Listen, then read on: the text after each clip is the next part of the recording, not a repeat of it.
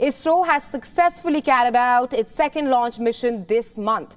Singapore के लिए, जो कि मुझे देख के बहुत हैरत होती है। अभी पिछले हफ्ते ही मिशन मून चंद्रयान 3 लॉन्च किया गया इसरो की तरफ से, और अभी 7 कमर्शियल सैटेलाइट्स लॉन्च की गई हैं, वो भी एक 25-minute mission. 7 Singaporean polar satellites have been successfully placed in the orbit using its PSLV launcher this month. हम बात करेंगे जो इंडिया ने एक नया मिशन जो है वो अपना लॉन्च किया है, और सेमीकंडक्टर मिशन इसको कहा जा रहा है 2023, और इसके बारे में हम बात करेंगे। नहीं जा रहा है, अब क्या कहेंगे सर इस सवाल से? मैं ये कहना चाहूँगा कि कौन सी ऐसी फील्ड है जिसमें इंडिया ने दुनिया के किसी मुल्क को बीट नहीं किया। आप टेक्सटाइल सेक्टर देख लें, आप उनका IT सेक्टर देख लें, आप कोई भी दुनिया का, आप उनका ऑटोमोबाइल की इंडस्ट्री। इससे क्या मतलब एक मेन रीजन इसका क्या है कि इसको आगे लाया जा रहा है, इसके ऊपर काम किया जा रहा है? क्योंकि पहले तो हम IT एक्सपर्ट्स बड़ा सुनते थे, अब IT एक्सपर्ट्स के बाद ये एक नई चीज जो है वो समझने में जो है वो पाकिस्तान कर वहाँ से कुछ सीखना चाहिए। हमारी इंडिया के साथ जो दो तरफा तिजारत है वो बंद है। हमें हमारे हुक्मरानों को होश के नाखून लेने चाहिए और वहाँ से तिजारत बहाल करनी चाहिए। हम उस तरह देखिए, IT sector was a service thing कि आप फाइनेंशियल प्रोडक्ट बना रहे हो, सॉफ्टवेयर बना रहे हो, जो भी बना रहे हो, और आप जा करके बड़ी बड़ी कंपनियों को बेच रहे हो। वहाँ बहुत सी अपॉर्चुनिटीज़ है। उसकी रीज़न ये है कि वो अपने जो उनका कैंडिडेट होता है, स्टूडेंट होता है, उसकी एक्सपर्टीज़ को वो वेस्ट नहीं करते। वो जो है उनकी एक्सपर्टीज़ को जो है वो रोशनास करवाते हैं और उनकी एक्सपर्टीज़ से वो फ़ायदा लेते हैं। अब IT की फील्ड एक वर्ल्ड का, इंडिया में एक बहुत बड़ा कॉन्फ्रेंस ऑर्गेनाइज किया गया, उसका नाम ही ये था कि how to increase the semiconductors ecosystem in India. तो गवर्नमेंट इसको उनके लिए पूछेंगे। एक तो टेस्ला का बहुत नाम सुना जा रहा है, इंडिया में टेस्ला आ रही है। तो टेस्ला जब आएगी तो टाटा और महिंद्रा उसके साथ कैसे बिहेव करेंगी? आप समझते हैं कि टेस्ला इंडिया में कुछ? ये जो है ये मैन्युफैक्चरिंग यूनिट है, ये मैन्युफैक्चरिंग का है, ये इंडस्ट्रियलाइजेशन को इंडिया को हेल्प करेगा। और ये जो अभी गुजरात में एक जो आपने बड़ा अच्छा क्वेश्चन पूछा, गुजरात में अभी तो सर टाटा के पास पूरा इकोसिस्टम है, तो जिस लेवल पे टाटा काम करता है ना, इस लेवल पे कोई काम नहीं कर सकता इंडिया के अंदर। और बात रही क्वालिटी की, तो sir Tata range rover Jaguar भी बनाता है, तो क्वालिटी कंपनी वाले ही ऐसी लगी। दुनिया में पहले भारत IT के लिए जाना जाता था, लेकिन अब भारत ने इतनी ऊंची छलांग लगा ली है कि हर क्षेत्र में भारत ही भारत है। दरअसल दोस्तों, Indian space research organisation ISRO ने हाल ही में सिंगापुर के 9 उपग्रहों को सफलतापूर्वक लॉन्च किया है और साथ एक अनोखा रिकॉर्ड बनाया है। दूसरी तरफ भारत सेमीकंडक्टर इंडस्ट्री में कदम रख चुका है और आने वाले समय में भारत इसका बेताज बादशाह होगा।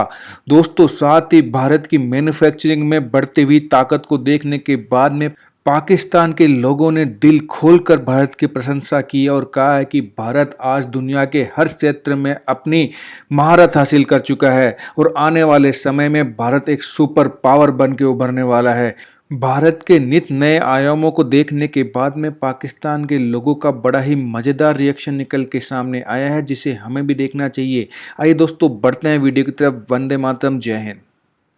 आज जब मैं सुबह उठता हूं तो इसरो की वेबसाइट पे देखता हूं, इवन यूट्यूब पे ट्रांसमिशन चल रही है इसरो की तरफ से, देखता हूं कि 7 सैटेलाइट्स, कमर्शियल सैटेलाइट्स लॉन्च की गई हैं सिंगापुर के लिए, जो कि मुझे देख के बहुत हैरत होती है। अभी पिछले हफ्ते ही मिशन मून चंद्रयान 3 लॉन्च किया गया इसरो की तरफ से, और अभी 7 कमर्शियल सैटेलाइट्स लॉन्च की गई हैं, वो भी एक दूसरे कंट्री के लिए कमर्शियल सैटेलाइट्स लॉन्च की गई हैं। फिर ये देखते हैं कि कुछ ही दिन पहले इंडिया ने बैन किया राइस एक्सपोर्ट पे, और आज खबर आती है कि रशिया ने भी राइस एक्सपोर्ट पे, कुछ नेबर कंट्रीज को छोड़ के बाकी इंटरनेशनल लेवल पे राइस एक्सपोर्ट को बैन कर दिया है। जबकि जो देखने वाले हैं वो इस चीज को जानते होंगे कि पूरी दुनिया के 90% राइस की जो प्रोडक्शन है वो एशिया में होती है, और चाइना, इंडिया और रशिया इनमें मेन प्रोड्यूस नहीं जा रहा है, अब क्या कहेंगे सर इस सवाल से? मैं ये कहना चाहूँगा कि कौन सी ऐसी फील्ड है जिसमें इंडिया ने दुनिया के किसी मुल्क को बीट नहीं किया। आप टेक्सटाइल सेक्टर देख लें, आप उनका IT सेक्टर देख लें, आप कोई भी दुनिया का, आप उनका ऑटोमोबाइल की इंडस्ट्री देख लें, IT इंडस्ट्री देख लें। दुनिया की कौन सी ऐसी इंडस्ट्री है जिसमें इंडिया ने जो है, दुनिया की कौन सी ऐसी इंडस्ट्री है जिसमें इंडिया ने दुनिया के किसी मुल्क को बीट नहीं किया?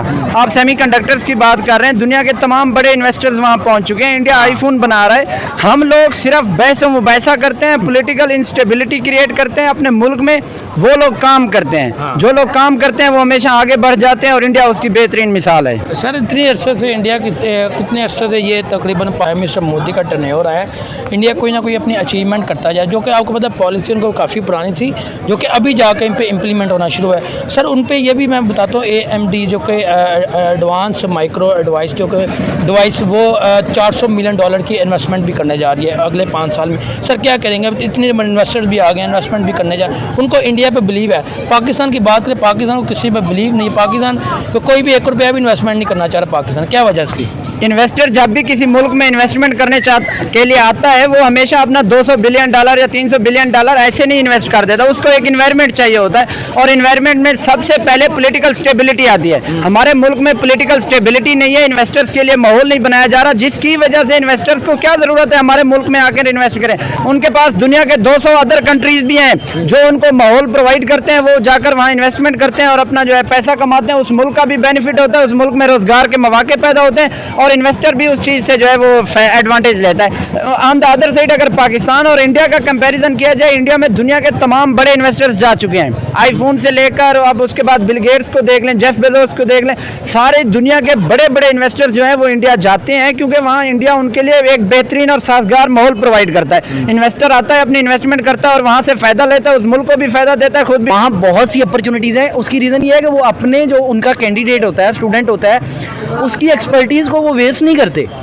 वो जो है उनकी एक्सपर्टीज़ को जो है वो रोशनास करवाते हैं और उनकी एक्सपर्टीज़ से वो फ़ायदा लेते हैं। अब आईटी की फील्ड के हवाले से मैं बताऊं कि पाकिस्तान के अंदर अगर आप देखें तो आईटी स्पेशलिस्ट जो हैं वो 90% तो वो फ्री फिर रहे हैं और अगर 10% की बात करें तो उनको वो ऐसा पैकेज प्रोवाइड करते हैं जिसमें मेरे ख्याल में एक अनपढ़ की सैलरी और एक IT वाले की बराबर है। अगर IT वाले को वो जॉब प्रोवाइड करते हैं तो पाकिस्तान के अंदर आप बात कर रहे हैं। अभी मेरे कुछ कोलीग हैं, कुछ दोस्त अहबाब हैं जो IT की फील्ड में इस्लामाबाद किसी ऑर्गेनाइजेशन इदारे का नाम तो मैं नहीं लूँगा, नॉट टू डिस्क्लोज, बट ये है कि वो 30 से 35 हज़ार सैलरी है, उसमें भी 5,000 रुपये वो लैपटॉप का जो है वो रिज़र्व कर रहे हैं कि उनको 30,000 पे करेंगे। अब मुझे ये बताएं, जिस बंदे ने लाहौर से जाना है, जिस बंदे ने इतनी मेहनत करके एजुकेशन हासिल की है और महंगी तरीन एजुकेशन हासिल की है, वो 30 से 35 हज़ार रुपये में अपने क्या अखराजात करेगा, वो क्या इन्वेंशन करेगा, वो क्या चीज़ें जो है वो न्यू जनरेशन करेगा, क्रिएटिविटी क्या होगी हमारे पास। सर मुझे बताएं, सरकार वहाँ से कुछ सीखना चाहिए। हमारी इंडिया के साथ जो दो तरफा तिजारत है वो बंद है,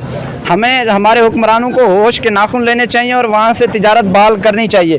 हम उस तरह दो तरफा तिजारत से हमारा भी फ़ायदा, इंडिया का भी फ़ायदा। इंडिया तो कहीं और एक्सपोर्ट कर लेता है लेकिन हमारा कोई दूसरा रास्ता नहीं है। मैं ये कहना चाहूँगा कि हमें इंडिया के साथ तिजारत बहाल करनी चाहिए और इसी में हमारा भी फ़ायदा है, इंडिया का भी फ़ायदा है।